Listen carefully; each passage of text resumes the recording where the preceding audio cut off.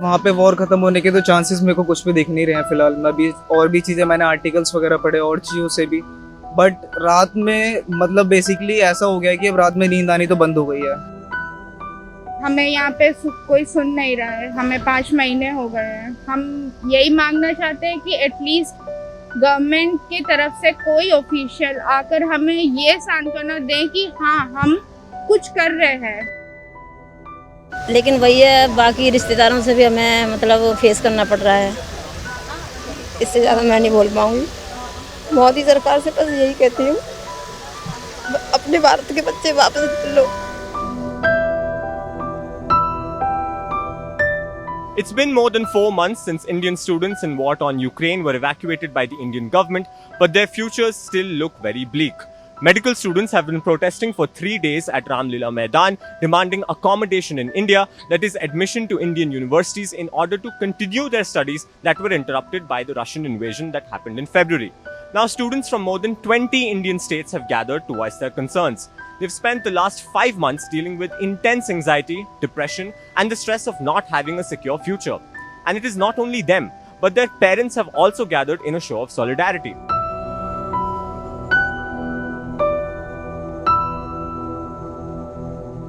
हमें आप प्रैक्टिकली दीजिए या एकोमोडेट, जैसे कि एक क्लास में 5 स्टूडेंट 4 स्टूडेंट को एकोमोडेट कर सकते हैं, क्योंकि हर क्लास में 2-3 सीट्स जो होती हैं वो हमेशा छूटी रहती हैं एमबीबीएस में। मुझे मालूम है, मेरे फ्रेंड्स पढ़ते हैं।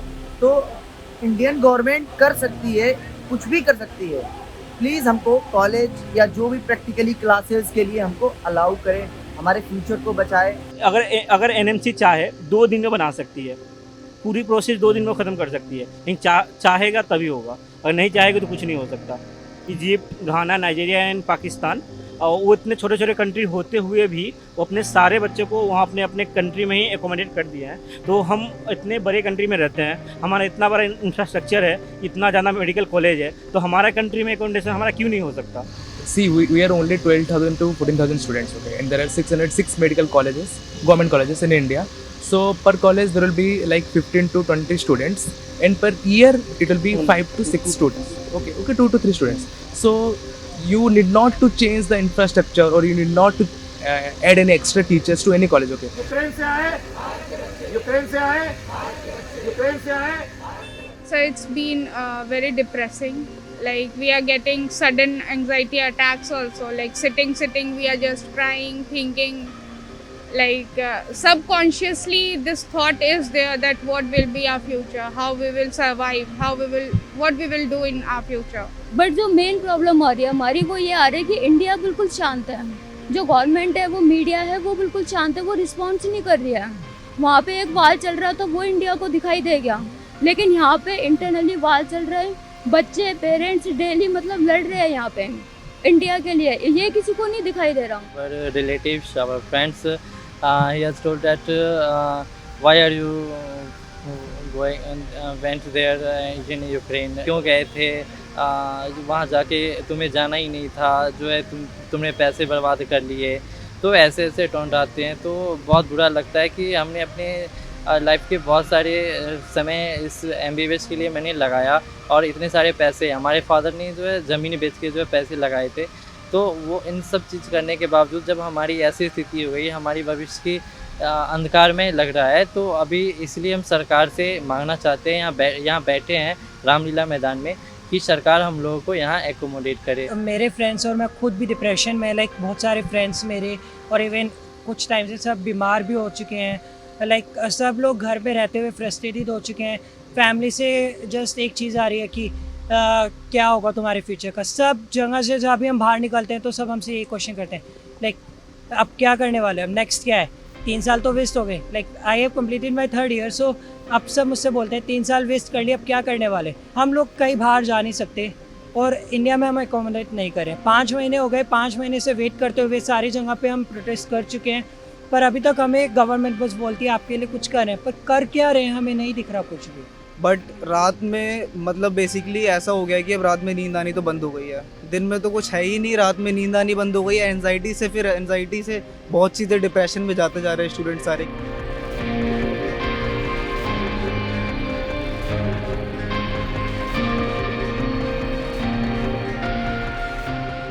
Yes, I'm very stressed and even my father is in depression of thinking about my future.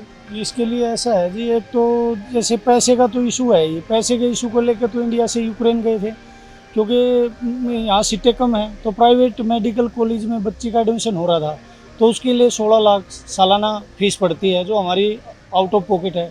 लेकिन अगर हमें अब दोबारा से जो है ना स्टडी दोबारा से शुरू करनी पड़ेगी, तो लगभग 10 लाख रुपए हमारा इन्वेस्ट हो चुका है, वो खराब जाएगा। और दोबारा से फिर बच्चे को अगर डॉक्टर बनाना है, इसके करियर का वो करना है, वो अतिरिक्त बार पड़ेगा, वो हम सहन नहीं कर पाएंगे। हाँ, ये बात तो सही है कि घर में पेरेंट्स के पास पैसे की दिक्कत है।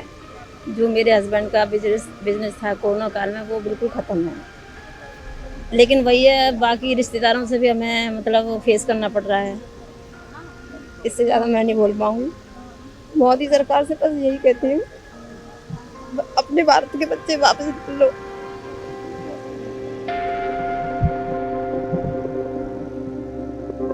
भारत के बेटे जय पुकार, भविष्य बचाए मोदी सरकार। हम है देश के भविष्य सरकार बचाए। बच्चे सच में ऐसे स्ट्रेसफुल महसूस कर रहे हैं, ठीक से बात नहीं करते हैं, चिड़चिड़ाहट घर में बहुत ज़्यादा बढ़ गई है। एज अ पेरेंट हम लोग अंधकार में ही लगता है हम लोगों को भविष्य बच्चों का, क्योंकि 2-2, 3-3 साल बच्चे ऑलरेडी पढ़ चुके हैं। फिर से नीट देना, मतलब फिर से फिजिक्स केमिस्ट्री का पढ़ना बहुत मुश्किल है। फिर से 1 साल अभी रुकना है। नीट अभी हुई है, अगर उनको नीट दे के आगे करके काउंसलिंग में जाना है तो फुल ईयर उनको पढ़ना पड़ेगा, उसके बाद उनका नीट होगा। और उसमें भी कोई पता नहीं है कि उनका काउंसलिंग में आ ही जाएगा नंबर या नहीं। गवर्नमेंट कुछ बोलती ही नहीं है। गवर्नमेंट वहाँ से हमको लेकर आई है, इतना अच्छा प्रोग्राम चलाया उन्होंने, ऑपरेशन गंगा जैसा। ऑपरेशन सरस्वती नहीं चला सकते? और यहाँ अभी कोविड में हमने देखा है कितने डॉक्टर्स कम पड़ गए थे, कितनी भयावह सिचुएशन हो गई थी हमारे यहाँ की। अभी सरकार को ये एक अपॉर्चुनिटी मिली है कि इतने सारे डॉक्टर को इकट्ठा वो लोग कर सकते हैं, तो करे ना सरकार। सरकार चाहे तो कुछ भी कर सकती है। और हमने बोला ही है, मोदी है तो मुमकिन है। यार ये नारा तो बुलंद करो। आप बच्चे 3 दिन से लगातार इस भूख हड़ताल पे बैठे हुए हैं। हमने जेपी नड्डा जी को, केंद्रीय मंत्री अनुराग जी को, हमने सभी को बार बार, और हिमाचल के मुख्यमंत्री से रिक्वेस्ट की है। मोदी जी को हमने कई विज्ञापन भेज दिए हैं, हमने कई चिट्ठियाँ डाल दी हैं। गवर्नमेंट को एनएमसी में जा करके भी हमने पिछले 3 बार स्ट्राइक करके मतलब वहाँ भी हड़ताल की है।